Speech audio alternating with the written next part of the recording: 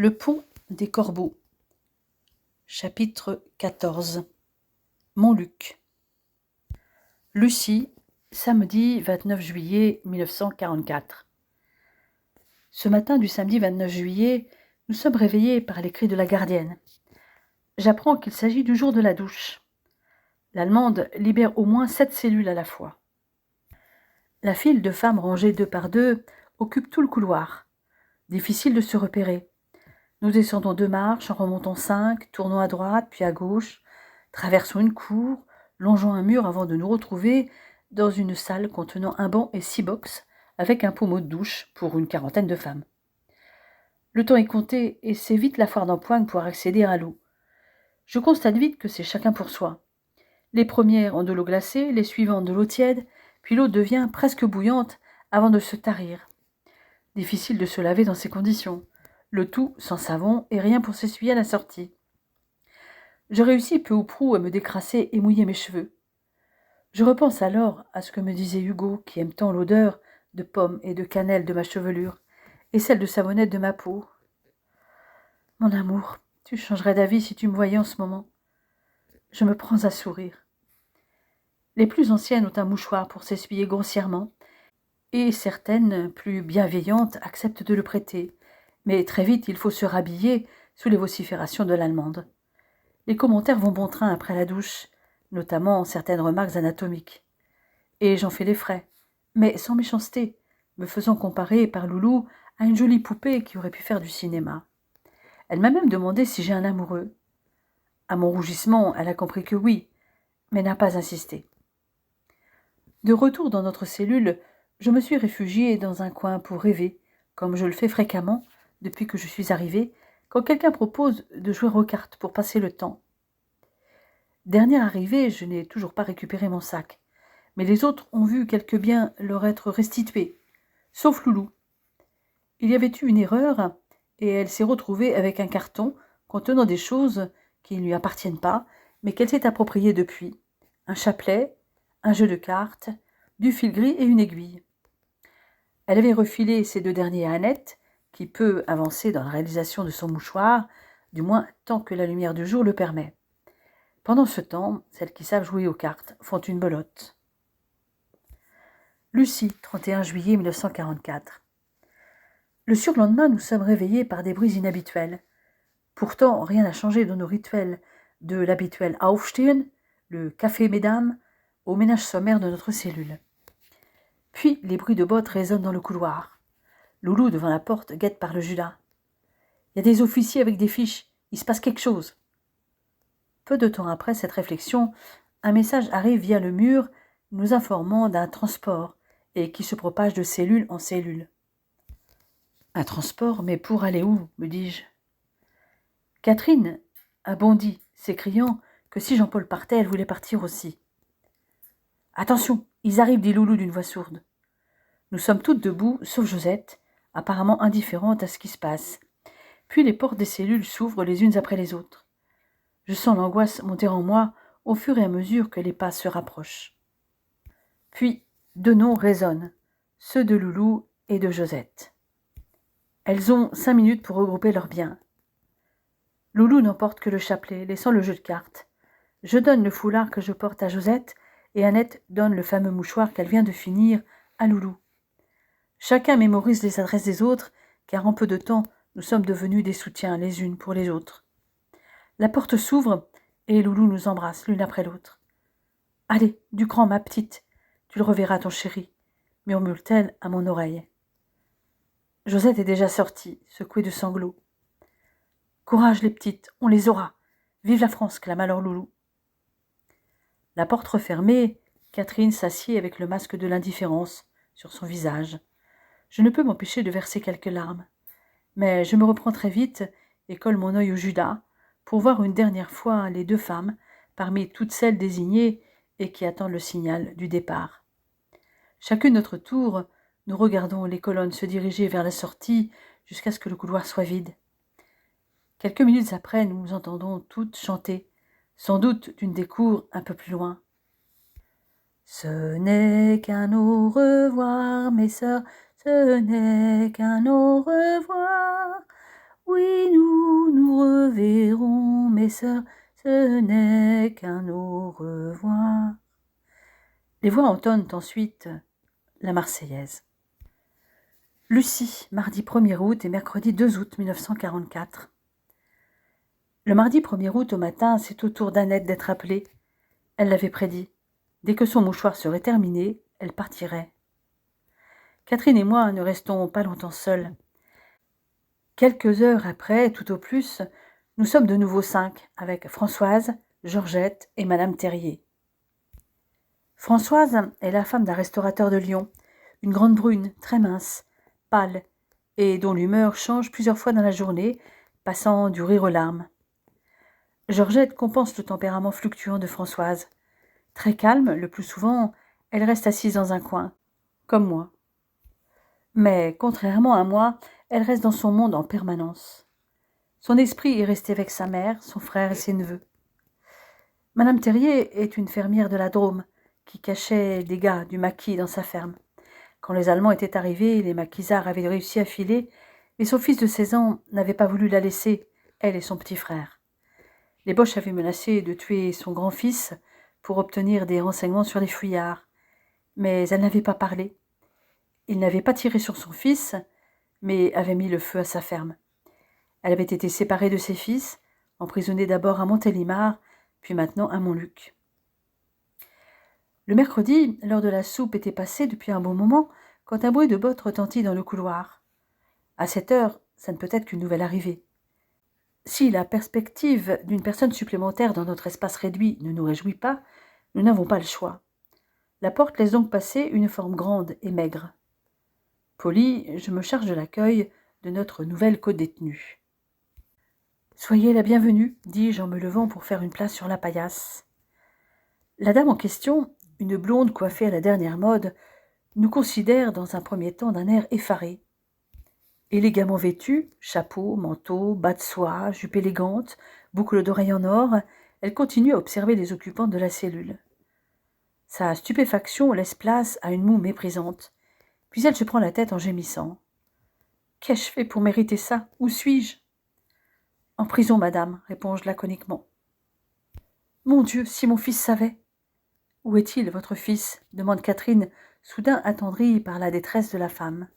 « Mon Albert, il est à Saint-Julien, dans la milice. » Je m'appuie alors contre le mur et me mets à rire. Ma réaction doit être contagieuse, car les autres se mettent à rire aussi, pendant que les yeux de l'élégante dame lancent des éclairs, alors qu'elle nous assène que nous sommes mal élevés. « Vous ne comprenez rien à ce qui m'arrive, hurle-t-elle. « Vraiment ?» lui lance Catherine. « Comment croyez-vous que nous sommes arrivés ici ?» La dame continue à se lamenter. « C'est à cause de moi s'il a été arrêté. »« Oui, vous avez raison. Nous ne pouvons pas comprendre, aimai-je.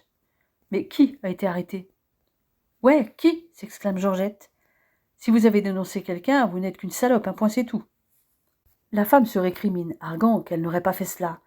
Elle explique alors que la police était venue l'arrêter et lui avait demandé où était son ami. Elle avait rendez-vous avec lui à 18h et avait donc indiqué un autre lieu à une 50aine de mètres de celui prévu et à un bon quart d'heure avant le moment du rendez-vous. Les policiers l'avaient donc sommé de se rendre à l'endroit annoncé.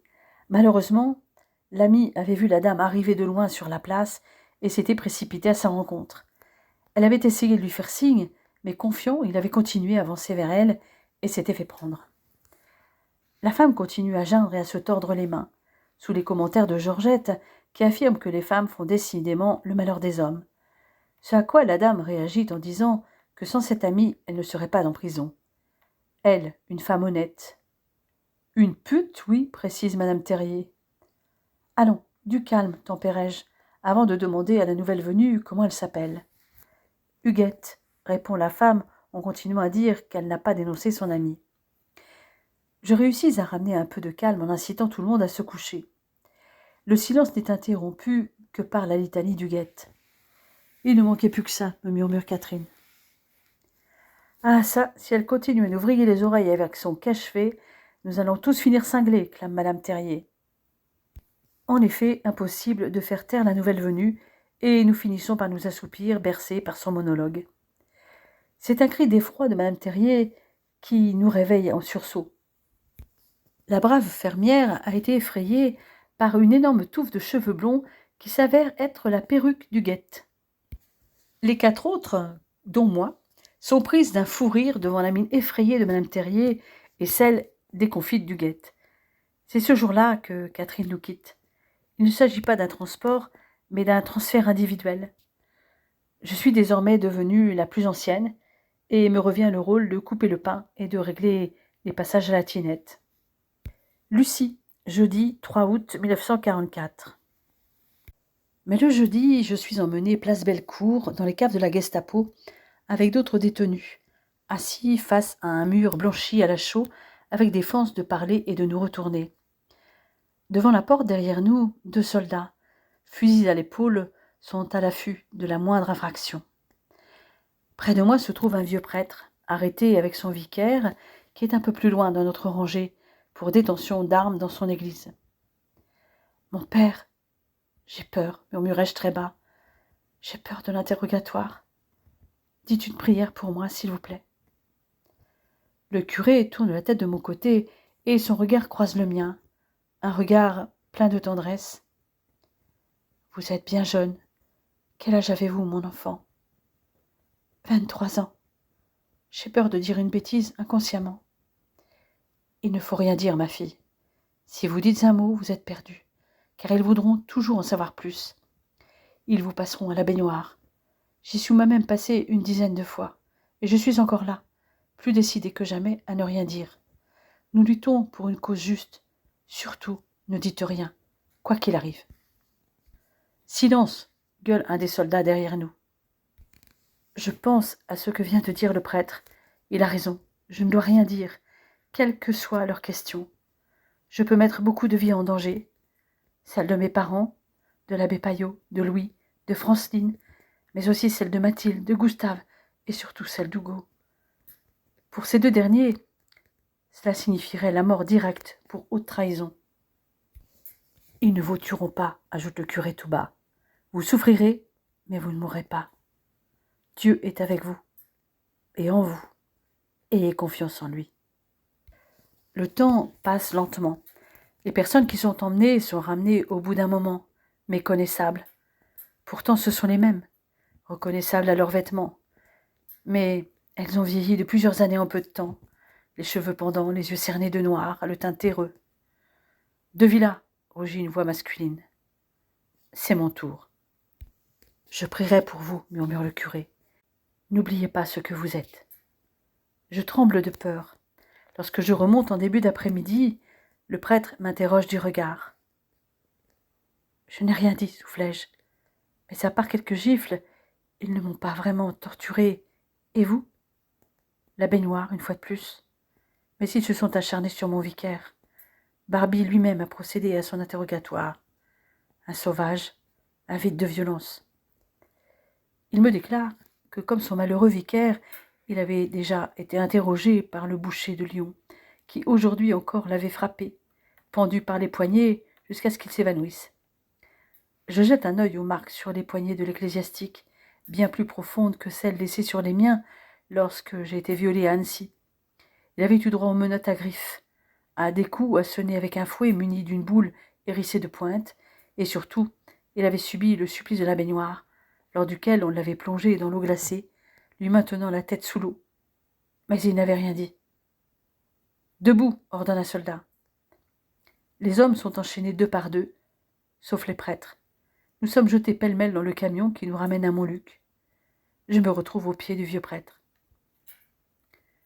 Lucie, vendredi 4 août 1944.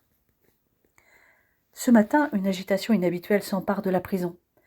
Le Aufstehen retentit plus tôt que d'habitude. Ce ne sont que bruits de bottes dans les couloirs, seaux d'eau déversés, frottements de balais. On nous demande si nous avons des poux. L'infirmier vient voir s'il y a des malades. Au moment du ménage de la cellule, nous sommes sortis dans le couloir et on nous change même nos paillasses. Les gardiennes semblent sur les dents. Clairement, il va se passer quelque chose. Ça sent l'inspection, aimée Georgette. Cette éventualité nous rassure un peu. Et Françoise, qui fait le guet au Judas, nous confirme que les gardiennes ont revêtu une tenue propre. Le mur nous donne le fin mot. Inspection du général. Je me demande de quel général il peut s'agir. Sera-t-il aimable, apitoyé par notre sort, ou bien arrogant et brutal? Quoi qu'il soit, nous estimons toutes que nous ne devons pas paraître négligés. Ce sont donc des prisonnières recoiffées, chaussées, que les gardiennes avertissent de rester debout en présence du général, après un regard circulaire dans la cellule. Mais Huguette décide brusquement de jouer les rebelles. Elle, l'épouse d'un industriel, la mère d'un milicien. Elle n'accepte même pas le compromis de rester assise, faisant comme si elle n'avait pas compris la consigne de la gardienne. Elle n'accepte pas d'être exhibée comme un animal en cage, et ses paroles semblent trouver un écho en Françoise. Je demande alors le silence. Nous ressentons toutes la même chose, mais je crois qu'avant tout, nous devons donner la meilleure image de la France en étant dignes, en montrant que notre cellule est propre, et nous aussi, que justement, nous ne sommes pas des animaux, des Untermenschen, comme ils disent. Si Georgette et Madame Terrier sont d'accord, Françoise bascule complètement dans une de ces phases d'hyperexcitation. Georgette se tourne alors vers moi. C'est vous la plus ancienne ici, c'est donc à vous de régler le problème. Si j'étais assez forte, une bonne paire de gifles lui rendrait peut-être ses esprits, et même si c'est un peu extrême. Françoise est complètement déchaînée, et je ne me sens pas de courage. Les repas sont devenus de plus en plus légers ces derniers temps, et toutes nous ménageons nos maigres forces. Hystérique, Françoise nous accable, Georgette, Madame Terrier et moi, de toutes sortes d'insultes, trouillardes, jean-foutre, morveuses et autres noms d'oiseaux. Puis, fatiguée de crier et à bout d'arguments, elle se met à arracher la paille d'une paillasse, salissant la cellule que nous avions mis tant de temps à mettre en ordre. Je sors alors de mes gonds, et les trois autres sont tout aussi indignés. Cela a au moins le mérite de calmer Françoise. Et tout compte fait, nous nous rendons compte qu'il est déjà presque l'heure de la soupe et que le général ne viendra certainement plus. Nous finissons toutes par en rire. Avec ces chamailleries, nous n'avons pas vu le temps passer. Les gardiennes ne sont pas non plus venues voir ce qui s'est passé dans notre cellule. Au demeurant, ces gardiennes ne sont plus que 3 au lieu de 6, les 3 plus vaches, bien entendu. Reste la gardienne chef, une grande et belle femme avec une poitrine généreuse, celle qui m'avait accueillie lors de mon arrivée. Elle est très à cheval sur le règlement, exigeant de la discipline, de la propreté et de l'humilité. Quand ces critères sont respectés, elle ne se montre pas cruelle. Une autre gardienne, une petite blonde un peu replète, mais qui réprime difficilement ses accès de colère, hurle ou frappe sans raison apparente. La troisième, aux cheveux grisonnants, est hargneuse lorsque la chef est présente, mais a tendance à se radoucir lorsqu'elle a le dos tourné. Loulou a un jour décrit brièvement les 3 gardiennes. La chef est une charognarde, la blonde une harpie, et la dernière un liapé. Lucie, du samedi 15 août au jeudi 10 août 1944. Le samedi matin, nous sommes tirés de notre sommeil par des portes qui claquent à l'étage au-dessus. Des pas retentissent sur les pavés des couloirs. Ils se rapprochent, puis s'arrêtent. Des portes s'ouvrent. Aux aguets, nous épions le moindre bruit se rapprochant de notre cellule. Une porte s'ouvre suivie d'un murmure, puis claque. Une autre porte, un autre chuchotis. Mais impossible de percevoir de quoi il s'agit. Ils sont encore trop loin, je n'entends rien, avouai-je. Mais au fur et à mesure, les pas se rapprochent. Ils appellent des noms, précisai-je. Un autre transport demande Madame Terrier. Possible, ils disent sans bagage. Nous savons toutes ce que cela signifie, et nous sommes bien éveillés cette fois. Françoise a pâli, son mari est dans les étages. Le téléphone se met alors en route pour en savoir plus. Mais parfois, la réponse peut mettre un certain temps à venir. Mais cette fois, ce n'est pas le cas. Pierre, le mari de Françoise, fait partie du transport. Il est plein de courage et l'embrasse, a précisé un des messages. Nous entendons alors des pas qui s'éloignent, descendent l'escalier. Pourquoi sans bagage, me demandai-je.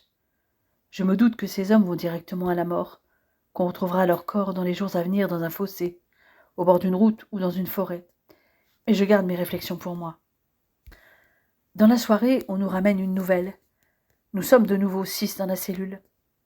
Madame Terrier, Françoise, Georgette, Huguette et moi, et maintenant Yvonne, une EFTP qui nous arrive les yeux gonflés, le visage boursouflé par les coups, les cheveux mouillés. Pas besoin de poser des questions pour savoir d'où elle vient.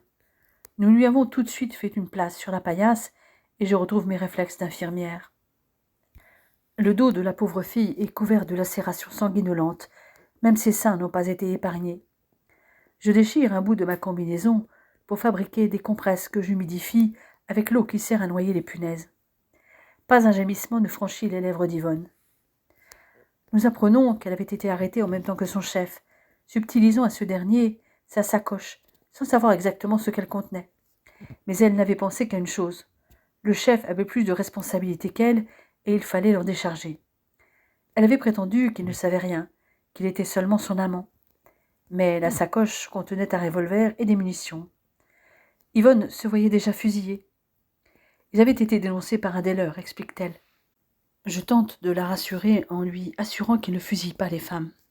Je me sens proche de cette jeune femme à peu près du même âge que moi, et agent de liaison, ce qui nous fait un point commun.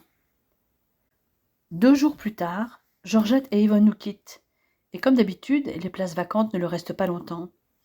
Sont arrivées 2 Slaves, Anna, une jeune juive d'origine slovaque, et Maya, une jeune polonaise, ainsi qu'une dame d'une 60aine d'années, Victorine. Anna n'arrête pas de pleurer toute la nuit, et je finis par savoir qu'elle est inquiète pour sa petite fille de 4 ans qu'elle a cachée à la campagne chez une amie. J'insiste pour qu'elle tienne le coup, si elle veut revoir sa fille qui est manifestement en sécurité. Je n'en suis pas aussi certaine que je le laisse paraître, mais la ruse fonctionne, et le lendemain, Anna se réveille plus calme. Il ne lui manque qu'une chose, des cartes. Un besoin qui est facilement comblé puisque nous avons encore les cartes de Loulou. Le plaisir d'Anna est de tirer les cartes, et ma foi, ça passe le temps. Quant à Maya et Victorine, elles sont plutôt discrètes et s'acclimatent vite. Dans la nuit du mardi au mercredi, nous sommes réveillés par un vacarme infernal. La sirène hurle plusieurs fois de suite.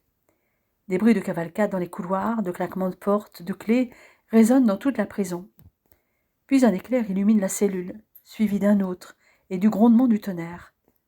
En même temps, nous percevons des vrombissements d'avions. Ça dure 3 bons quarts d'heure, puis le tonnerre roule vers le lointain, et les avions s'éloignent. Les jours suivants, le téléphone nous permet de connaître les nouvelles. Les Alliés ont débarqué dans le Midi, et ils remontent le Rhône. Paris est encerclé. Je ne dis rien, mais j'en ai froid dans le dos. Si Paris est encerclé, et qu'Hugo y est encore, il risque sa vie. Comme pour donner raison à ces nouvelles, les gardiennes ne nous envoient au lavabo qu'en n'ouvrant que 5 cellules à la fois au lieu de 7, comme si elles avaient peur. En outre, le pain est moisi, et les rations alimentaires ont diminué. Les imaginations vont bon train. Les plus optimistes comme les plus pessimistes ont peur que les Boches fassent sauter la prison avant de partir. Mais le lendemain, tout semble redevenu normal. Toutefois, le téléphone annonce que Paris est pris, que la Gestapo a quitté Lyon et que le 13, tout devrait être fini pour les Boches. Nous sommes le 10. Encore 3 jours à tenir. Et Hugo, mon amour, où es-tu, pensais-je.